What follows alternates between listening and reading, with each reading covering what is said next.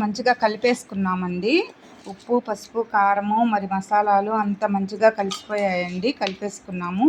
ఇంక జాడీలో తీసి పెట్టుకున్నాం ఫ్రెండ్స్. ఇది మామిడికాయ ఊరగాయ. మామిడికాయ ఊరగాయ అంటే నాకు చాలా ఇష్టం ఫ్రెండ్స్. అసలు వేడి అన్నంలో ఊరగాయ వేసుకొని తింటే చాలా బాగుంటుందండి.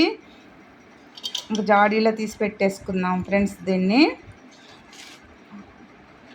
Shobharani Koppolu YouTube channel friends.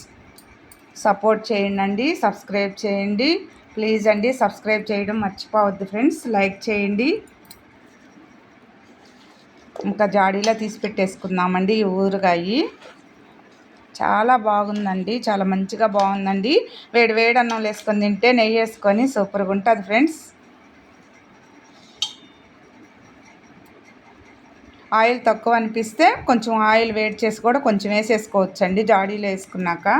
లేదంటే దీంట్లో కలిపేసుకొని ఇంకొంచెం ఆయిల్ అయినా దాంట్లో వేసి పెట్టుకోవచ్చు.